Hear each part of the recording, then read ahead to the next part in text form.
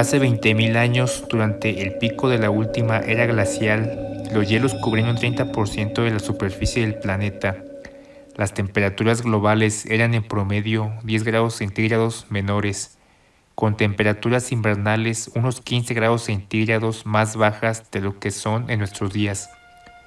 Producto de ello, los niveles del mar se habían desplomado entre 120 y 130 metros de lo que se ubican en la actualidad, dejando enormes porciones de tierra que hoy se encuentran bajo los océanos al descubierto. Las condiciones climáticas eran muy severas. Era una mezcla de extrema aridez y clima frío, con vientos incrementados entre 20 y 50% que en la actualidad, además de una escasez de lluvias en las regiones más septentrionales. Al observar un mapa de Europa durante este máximo glacial, podemos observar que Inglaterra estaba unida físicamente al continente europeo por medio de un puente de hielo, nieve y tierras bajas que habían quedado al descubierto con la caída de los niveles de los océanos. Teóricamente era posible recorrer a pie los poco más de 1100 kilómetros que separan Inglaterra de Noruega en la actualidad, o la distancia mínima de 34 kilómetros en el estrecho de Dover que la separan de Francia, para cualquiera que se hubiera aventurado a recorrer esa inmensa región de tundra que en nuestros días se encuentra sumergida bajo el Mar del Norte. Esta región, que en la actualidad se encuentra hundida bajo las aguas del mar, se ha llegado a conocer entre los geólogos y especialistas como Doggerland, cuyo nombre deriva de los barcos pesqueros holandeses que en el siglo XIV operaban en la zona.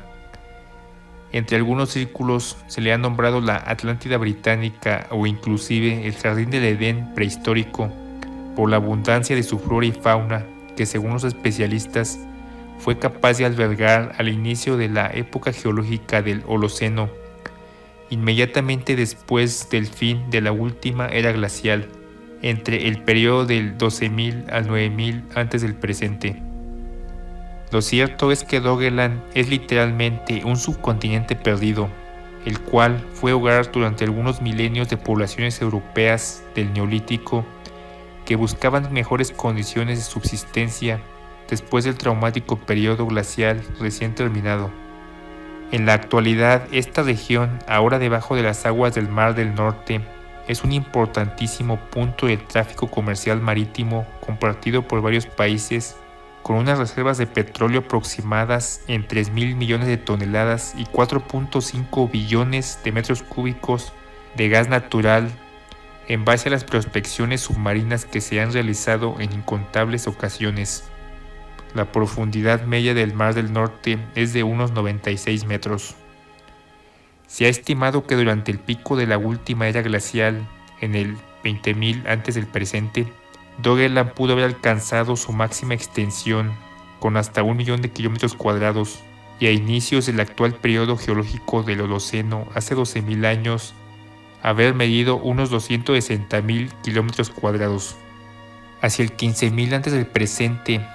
todavía durante la última era glacial, inició un periodo de calentamiento global relativamente abrupto, conocido como el Bolling Asteroid Interestadial, que permitió que poblaciones humanas del Paleolítico Superior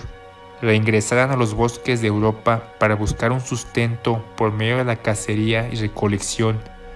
en unas condiciones climáticas un poco más benignas. Durante este periodo de calentamiento, 15.000 al 12.800 antes del presente, los niveles de los océanos se elevaron unos 40 metros, lo que causó que las zonas costeras de la región de Doggerland fueran quedando progresivamente hundidas por el Mar del Norte, que iniciaba su lenta pero implacable expansión. Entonces, hacia el 12.800 antes del presente, un acontecimiento de proporciones planetarias conocido como el Younger Dryas, finalizando en el 11.600 antes del presente, volvió a hundir el planeta en una minera glacial de unos 1.200 años. Aquella fue una época oscura y caótica, con extinciones masivas de la megafauna como el mamut, mastodonte o el camello americano, unas 30 especies en total y poblaciones humanas enteras de Norteamérica, en donde el evento alcanzó su punto más crítico.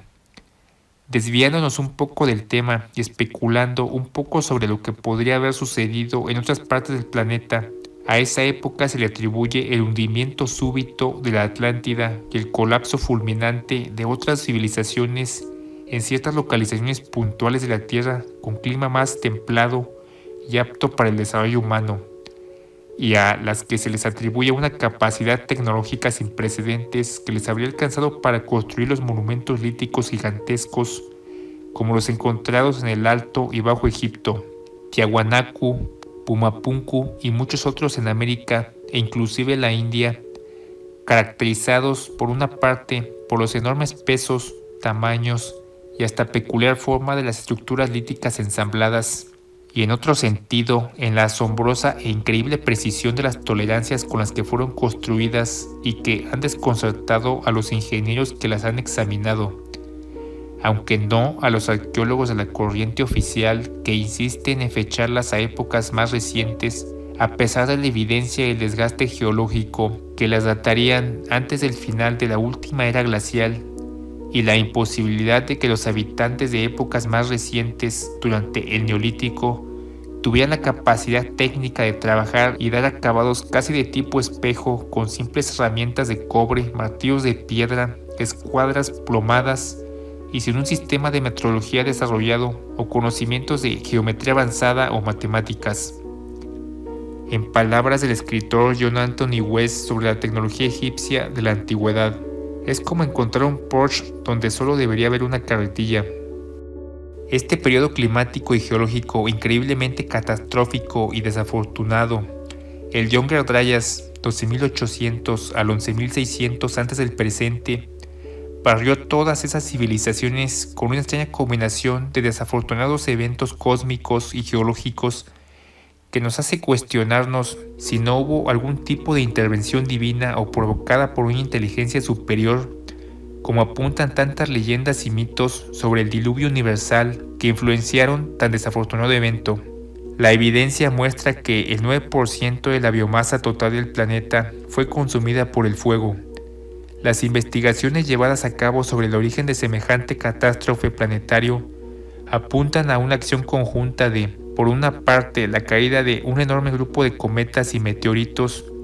una serie de explosiones coronarias solares que provocaron inundaciones producto del deshielo que alcanzarían proporciones bíblicas, y por otra parte, súbitos y gigantescos desplazamientos en la corteza terrestre que provocaron un movimiento de los polos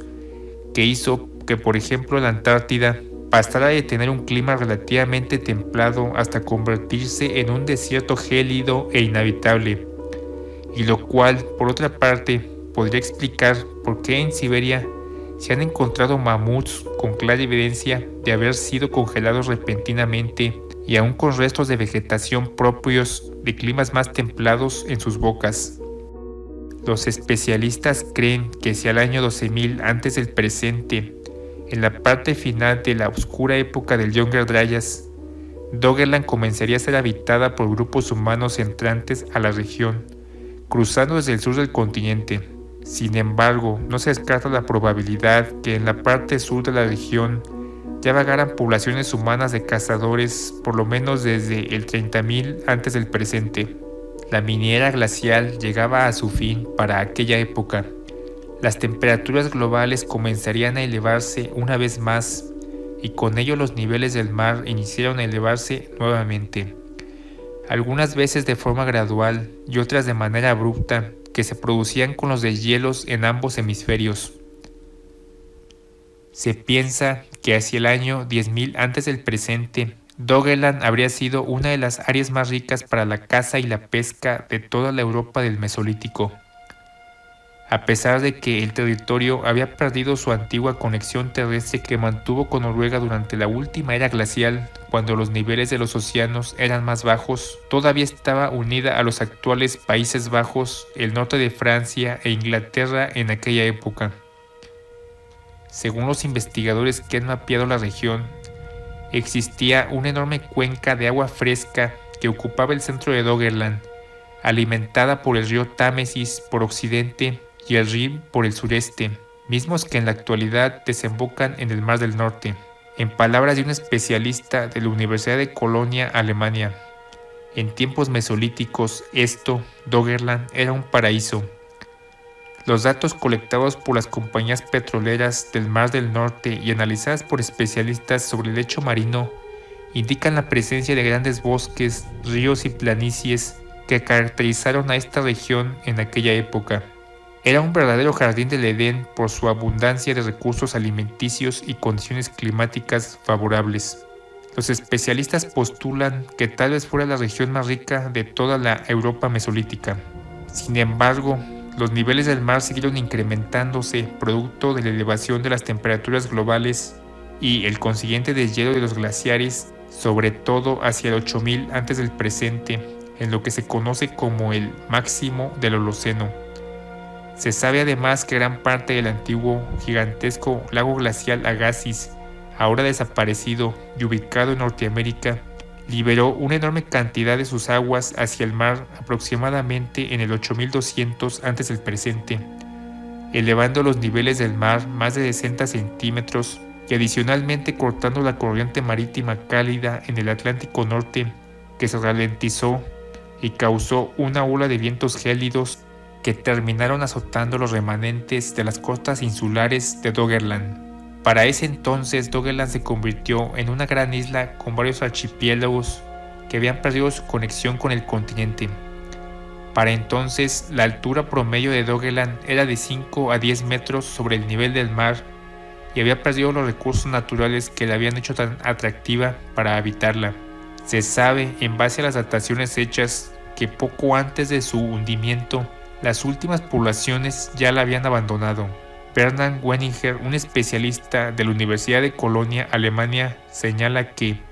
era tan húmeda para ese tiempo que los buenos días de Doggerland se habían ido. Pueden, sin embargo, haber llegado algunas cuantas personas en botes a pescar, pero dudo que fuera continuamente habitada. Era cuestión de tiempo para que la elevación de los niveles del mar hundiese a Doggerland bajo las aguas del Mar del Norte. Pero los especialistas señalan que fue otro evento el que precipitó su desaparición, como veremos a continuación. Los mapeos y prospecciones que las compañías petroleras han realizado en las profundidades del Mar del Norte han permitido a los investigadores reconstruir un modelo digital de los aproximadamente 46.000 kilómetros cuadrados de los remanentes insulares de Doggerland que todavía permanecían sobre el nivel del mar poco antes de su hundimiento súbito y total hace unos 8.200 años. Los deslizamientos de Storega, una palabra noruega que significa gran borde, fueron una serie de catastróficos deslizamientos submarinos en el borde de la plataforma continental de Noruega entre el 8.225 y el 8.170 antes del presente, que causaron un mega tsunami que provocó olas de hasta 20 metros de altura que tuvieron efectos catastróficos por todo el Mar del Norte. El evento involucró 290 kilómetros de la plataforma costera y un volumen aproximado de 3.500 kilómetros cúbicos de escombro que provocaron los colapsos que desencadenaron los tsunamis. Fue el tercer más grande deslizamiento submarino conocido y el más grande que ha provocado un tsunami. El profesor Vince Gaffney,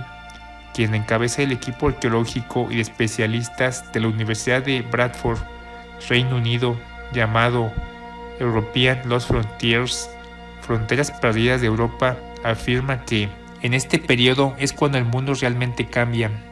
Es la formación del mundo moderno física y culturalmente. Otro especialista agrega de forma incisiva: este fue el primer Brexit británico. Fue cuando dejamos el continente. Las islas británicas, en especial la actual Escocia en el norte, salieron muy afectadas y se estima que un cuarto de su población aproximada de 50.000 habitantes perecieron de forma directa o indirecta al perder sus viviendas, medios y herramientas de subsistencia. El evento sucedió casi simultáneamente al anteriormente señalado vaciado del lago Agassiz. Algunas teorías señalan que este megatsunami barrió los remanentes de Doggerland, dejando solo un pequeño banco submarino conocido en la actualidad como el Banco Dogger, justo debajo de la superficie del Mar del Norte. Otra teoría anexa señala que después del megatsunami, Doggerland reemergió solo para quedar bajo las aguas producto del drenado final del lago glacial Agassiz y los deshielos de los antiguos glaciares de Norteamérica que para entonces se estaban fundiendo. Como hemos señalado anteriormente, las olas pudieron haber alcanzado hasta 20 metros de altura. De hecho, existen sedimentos depositados a 80 kilómetros tierra adentro de las costas de Escocia, lo cual nos hace una idea de la magnitud del evento, que ha sido comparado al tsunami asiático de 2004 que arrasó varios países de ese continente y causó varias réplicas en lugares tan alejados como Alaska. Los especialistas añaden que en tan solo unos 100 años después del tsunami, los niveles terminaron por elevarse entre 2 y 4 metros adicionales. Posteriormente, los niveles del mar se elevarían otros 15 metros al paso de 8 milenios hasta llegar a nuestros días. El potencial arqueológico del área se incrementó cuando en 1931 un barco de arrastre comercial llamado Colinda recuperó un trozo de turba la cual contenía una especie de punta de lanza con púas clasificado como un arpón y que posteriormente fue fechado por radiocarbono entre el 11.890 y el 11.590 antes del presente. En el tiempo en que se realizó el descubrimiento del arpón, los arqueólogos especularon que aquellos habitantes prehistóricos fueron capaces de cruzar el Mar del Norte en canoas o en algún medio de transporte marítimo primitivo. Sin embargo, al paso del tiempo los barcos comerciales que operaban en la zona continuaron realizando más y más descubrimientos, tales como los restos de osamentas de mamuts, el llamado león de las cavernas, tigres dientes de sable y otros animales con antigüedades por radiocarbono de hasta 40.000 años de antigüedad. Además de textiles, algunas herramientas primitivas de piedra y hasta estructuras de asentamientos en la desembocadura del río Rin en Alemania, que hicieron especular a los arqueólogos e investigadores que debió haber existido un corredor terrestre en aquella zona durante la última era glacial y el periodo mesolítico. Tal puente terrestre, afirman los especialistas, desempeñó una función análoga a la del estrecho de Beringia en el poblamiento de América, pero en este caso pudo haber permitido a los pobladores de la Europa continental haber llegado a las Islas Británicas haciendo el recorrido a pie. En otra instancia, si tenemos en cuenta que la última glaciación ocurrió entre el 110.000 y el 12.000 antes del presente, no sería descabellado especular que grupos de neandertales pudieran haber llegado a las Islas Británicas, considerando que este pariente de la raza humana hizo su paso en la Tierra entre el 350.000 y el 30.000 antes del presente, antes de desaparecer y ceder su paso al Homo sapiens moderno. De hecho, se ha recuperado un fragmento del cráneo de neandertal datado en hace más de 40.000 años a unos 16 kilómetros de las costas de Holanda, además de algunas pequeñas herramientas de piedra atribuidas a esta misma especie. Durante el siglo XX y en la actualidad, las compañías petroleras y los investigadores han trabajado de la mano para reconstruir el mapa geológico aproximado de esta enorme masa de tierra perdida. Las primeras han proporcionado medidas precisas del suelo marino del Mar del Norte. El anteriormente citado profesor Vince Gaffney declara que habría costado cientos de millones de dólares recolectar la información a la escala en que estamos interesados. Esto en referencia a la información topográfica del lecho marino prestado por las compañías petroleras para mapear la zona. En la actualidad, el equipo del profesor Gaffney ha logrado mapear unos 43.000 kilómetros cuadrados, permitiéndole delimitar las prehistóricas líneas costeras, recorridos de ríos, lagos, colinas y valles de la desaparecida región de Doggerland. Ya desde la Edad Media, en el siglo XII, Pilar de Gales especuló acerca de una tierra hundida bajo el mar frente al país de Gales, Inglaterra, al observar los árboles petrificados en varios puntos de su costa. Esto motivó a varios autores a asociar estos restos de vegetación petrificada con el mítico diluvio bíblico.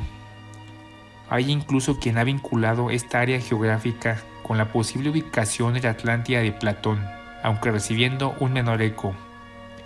El investigador austriaco Jürgen Spanuk inclusive había situado a la Atlántida en la desembocadura del río Elba, Alemania, en la pequeña isla de Heligoland en el Mar del Norte. Spanuk afirma que la civilización que habitó esa isla sufrió un colapso de su civilización debido a las perturbaciones provocadas por el paso nada más y nada menos del cometa Halley, justo al final de la Edad del Bronce. Los sobrevivientes de la catástrofe fueron los tan llamados pueblos del mar,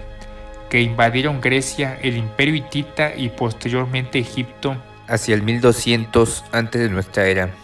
De ahí los orígenes de la leyenda narrada de Platón sobre la Atlántida. Lo que habría pasado, según Spanuk, es que los 9200 años desde la caída de la Atlántida hasta la narración hecha por Platón aproximadamente en el 360 antes de nuestra era, corresponden no a años, sino a meses lunares, como era común y tradicionalmente contado el tiempo en Egipto. Con este controversial ajuste se hace coincidir la invasión histórica de los pueblos del mar y el casi simultáneo ataque de los pueblos de Libia contra Egipto narrados por Platón en sus diálogos de Timeo y Critias.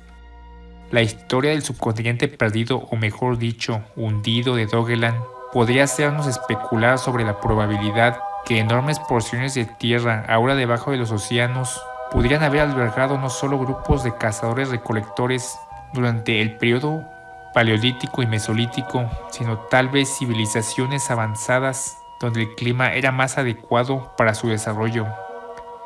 Hay pruebas de estructuras sumergidas frente a las costas de todo el mundo que solo pudieron haber sido realizadas cuando los niveles de los océanos eran más bajos en el último periodo glacial. En el Mar Caribe, las costas meridionales de la India, donde supuestamente existió el continente perdido de Kumari Kandam, Lemuria, e incluso Nan Madol en Oceanía, etc. Es significativo que lo que terminó por desaparecer los últimos vestigios insulares o tierras bajas de Doggerland fuera un tsunami provocado por un deslizamiento de la plataforma continental, que aunque según los expertos es poco probable que se vuelva a repetir. De hacerlo, es posible que hundiera las tierras bajas de Europa, en especial Holanda, Bélgica, el norte de Alemania y Dinamarca. Estamos seguros que si los arqueólogos enfocaran sus estudios en, por ejemplo, las profundidades de las costas del mar Mediterráneo o el mar Caribe, podrían llegar a hacerse avances revolucionarios que podrían cambiar todo lo que suponemos sobre la datación de los orígenes de la civilización, y tal vez podrían llegar a la conclusión de que no somos los primeros,